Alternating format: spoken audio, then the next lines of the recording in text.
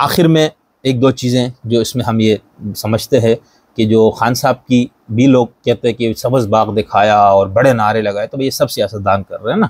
अब खान साहब की खूबी कहे या ख़राबी, वो इस बात को इस कदर ज़्यादा दोहराते हैं, इस कदर ज़्यादा दोहराते हैं कि लोगों को यकीन हो जाता है बस ये बंदा है, ये आगे तो आज ये है तो कल यूँ हो जाएगा। वो मंटो का जो एक अफसाना है ना कि नया कानून, उस तरह के लोगों ने कहा अच्छा नया कानून हुआ, सुबह उठा तो वो तांगेबान को लगा कि भाई अब नया कानून आया है, तो उसको लगा कि मेरी कोई बड़ी खुशहाली का दिन और शुरू होगा। तो कहता नहीं, अगले दिन जब हुआ वही घोड़ा, वही गाड़ी, वही सवारियाँ, वही, तो उसको कोई भी नहीं बदला हुआ नजर आए।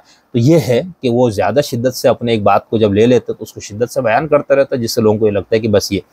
बाकी सब्ज़ बाग दिखाने में अल्हम्दुलिल्लाह कोई सियासतदान पीछे नहीं है। अब कुछ अक्ल आई है इस इलेक्शन मुहिम में, ख़ासतौर पर बिलावल और इस लोगों को देखा कि इन्होंने कोशिश ये की कि हम ये करने की कोशिश करेंगे, हम ये करने के लिए मेहनत करेंगे, यानी तो इस पे सियासतदानों को, क्योंकि इससे फिर आवाम की नज़र में आप बेअतमाद हो जाते हैं, यार ये बंदा इतना बोलता था, झूठ था सारा। तो सियासतदानों को भी ये सीखने की ज़रूरत है, और सीखते सियासतदान, ऐसे नहीं है। तो नाकाबिल अमल कुछ बातें खान साहब भी करते थे, बाकी लोगों ने भी की। तो सिर्फ इस बुनियाद पे उनको अभी तक ताने देते रहना, तो फिर हर सियासतदान को ताना दे। आप कायद आज़म से लेकर यहाँ पर जो अभी इस वक्त शहबाज शरीफ वज़ीर आज़म तक, आप किसी को ना छोड़े।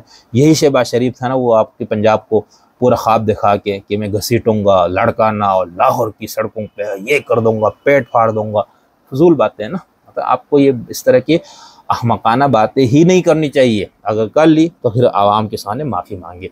तो इन बुनियादों पर सिर्फ खान साहब को ताने देना ये बनता नहीं है जी। वो पंजाब के डाकू को वज़ीर आला, भाई एक बार उसने कह दिया था खान साहब ने, उसका नहीं कहा। एक तकरीर में उन्होंने गुफ्तगू में, जोश खिताबत में, उन्होंने बार बार ये बात नहीं कही कि पंजाब का सबसे बड़ा डाकू सबसे बड़ा, लेकिन खैर।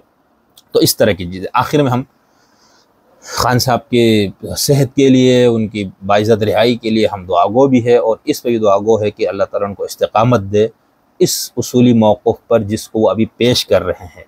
उस उसूली मौक़िफ़ पर जो उनका है कि मुल्क के अंदर अवाम के मुंतखब नुमाइंदों को ही हुकूमत बनाने का और हुकूमत चलाने का हक़ उन्हीं के पास है, बाकी सब अपने दायरे में रहे। अल्लाह करे इस मौक़िफ़ पर खान साहब भी कायम रहे। ऐसा ना हो कि बाद में वो बाकी सियासतदान जिन्होंने अपने अपने कंप्रोमाइज़ करके इनहराफ कर लिया, चुपचाप सुम्मुन बुकमुन हो गए, सब ने रोज़े रख लिए, ऐसा ना हो। लेकिन एक और बात जो हमारी दिली ख्वाहिश है कि वो ये कि खान साहब को भुट्टो नहीं बनना चाहिए। यानी ये मनफी मफ़हूम में नहीं है, ये मुस्बत मानों में है। यानी भुट्टो बनने का मतलब ये कि आप को फांसी हो जाए या आपकी कोई गैर तबी तरीक़े से आपकी मौत हो, ना आप ख़ुद इसके लिए आपको वो होना चाहिए, ना आपकी पार्टी के अंदर ये ख्वाहिश होनी चाहिए, ना ही किसी और की। क्यों? इसलिए कि फिर आपके बाद आपकी पार्टी में कोई वो लोग नहीं है। ये हमारा दयानतदाराना तालिब इल्माना राय है कि जो वाकई आपकी तरफ से इस्तिक़ामत के साथ और एक बग़ैर किसी डर और खौफ की लड़ाई लड़ने वाला कोई है तो आप दिखा दें। उमर अयूब टाइप इनको आप क्या ये समझते हैं? तो इनको ये नहीं बनना चाहिए। आइनी और कानूनी तरीक़े से ठीक है, लड़ाई तवील होती है, जेल से निकलना, ये केसेस, अदालतें, लेकिन आपको इसी पर रहना। बाकी है कि अपने उसूली मौक़े पे आपको रहना चाहिए।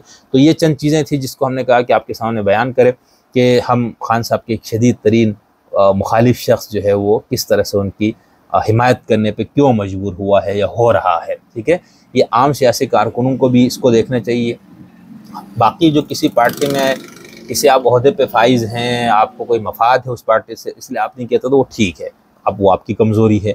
इसी तरह कोई शख्स महज इस वजह से खान साहब की या किसी भी और सियासी रहनुमा की हिमायत में आए कि मुझे इधर से सियासी फ़ायदा मिलेगा या माली, तो वो एक माल और अपने मफादात का पुजारी को उसूल का नहीं, उसूल पे खड़े होने वाले इंसान को फिर अपने उसूलों का इतलाक़ हर जगह करना चाहिए। तो हम अपने उन दोस्तों से भी आज गुजारिश से दरख्वास्त करते जो हमें बार बार कहते थे कि अब तो खान साहब आपके उस पर आ गए, आप लोग जो बात करते थे तो अब, और उसमें हमें टाइम लगता है। यानी मेरा अपना ये मेरी तबीयत का तकाजा है कि हम जब किसी की हिमायत मुखालफत में दोनों में जब जाते हैं तो बहुत टाइम लगता है हमें उसमें जाने में।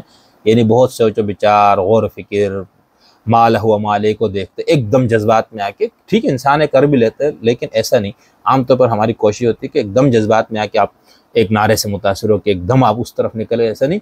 यानी हमें लगता है कि हमें टाइम लगेगा, मुझे खुद लगता है इस तरह की चीज़ों में, गुफ्तगू में भी और ऐसे किसी मौक़िफ़ को अपनाने और रद्द करने में भी। ये है हमारा मजहबी लिहाज से भी जब हमारा सफ़र था उसमें भी यही था, और बाकी चीज़ों में भी, कि हम बहुत सोच विचार करने की कोशिश करते हैं अपनी हद और इस्तिताअत के मुताबिक, ठीक है।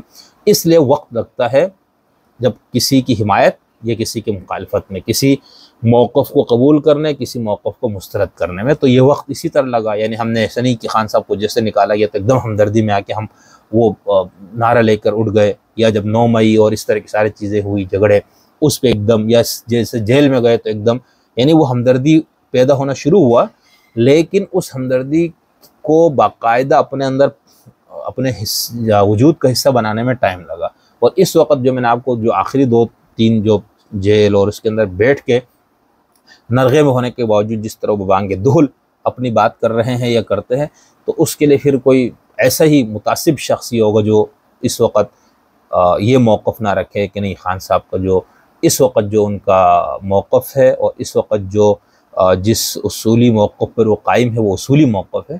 तो अगर आप भी उसूली मौक़िफ़ के हामिल शख्स है, किसी सियासी, मजहबी, किसी माली, किसी ओहदे के लालिच और उसकी हुसूल और उससे महरूम होने के चक्कर में आप किसी की हिमायत मुखालफत नहीं करते, तो फिर आपको भी अपने रवैयों पर नज़रसानी करनी चाहिए। ख़ास तौर पर उन यूट्यूबर्स को, उन सहाफ़ियों को जो इस वक्त बैठ के बातें करते हैं अभी भी, यानी वो महज, यानी आज से 5 साल पहले जिन बुनियादों पे वो खान साहब की मुखालफत करे, भाई वो बुनियादें क्या, वो इमारत ही ख़त्म हो कि वो बुनियादें मिट चुकी है, अब सब कुछ फिनिश है, लेकिन आप लगे हुए।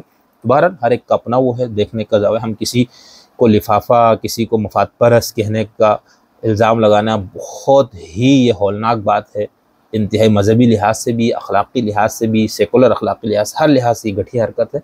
ये तो हम नहीं कर सकते, इल्ला ये कि हमें मजबूत कोई प्रूफ मिल जाए कि भाई ये बंदा वाक़अतन किसी महज ज़ाती मफाद के लिए ही कुछ कर रहे हैं।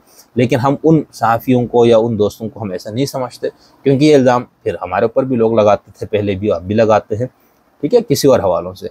तो बस ये कुछ बातें हमने कहा कि खान साहब के हवाले से करें। आम तौर पर हम अपने चैनल पे बातें कम करते हैं, लेकिन उसूली मौक़िफ़ सियासत वगैरह पे, जमहूरियत पे, मुल्क के अंदर जो क्या कहना चाहिए, सिविलियन और मिलिट्री के जो चपकलिश, इन सब पे उसूली मौक़िफ़ पे उसूली बातें तो हम करते हैं, नज़रियात पे बात करते हैं, हम बात करते हैं, लेकिन मखसूस करके हमने सिर्फ ज़रदारी साहब पे एक प्रोग्राम किए है, और बीबी पर 1-2 प्रोग्राम हमने किए थे अपने इस पे, और ख़ान साहब पे हमने चूँकि ज़िमनन कई जगहों पर उन पर नक़्द करते हुए बुरा कहा था उनको, और अपने फेसबुक और इस तरह की जगहों पर, ट्विटर वगैरह पे हम बहुत ज़्यादा उनके पर नक़्द करते हुए बहुत कुछ लिखते थे। तो आज हमने कहा कि हम उसका इज़ाला करें, यानी इज़ाला इस मफ़हूम में कि अपने उस उसूली मौक़िफ़ को या उसूल जो हमने बनाया है चीज़ों को देखने, परखने, समझने के, उस बुनियाद पर हमें लगता है कि आप खान साहब की हिमायत करना, हर उस शख्स को अपने रवैये पर नज़रसानी करते हुए देखना चाहिए जो मुल्क में जमहूरियत की बालादस्ती, आइन की बालादस्ती चाहने वाला कोई भी शख्स हो, ठीक है। किसी की महज दुश्मनी, किसी के साथ महज मोहब्बत में नहीं, आपको किसी की शक्ल बुरी लगती है किसी सियासतदान की, इस बुनियाद पर आप उसके ख़िलाफ़ है, तो ये तो फिर कोई रवैया नहीं हुआ ना। तो बहरहाल बहुत शुक्रिया, फिर इंशाअल्लाह दोबारा आपसे किसी और मौजू पर मुलाकात होती है।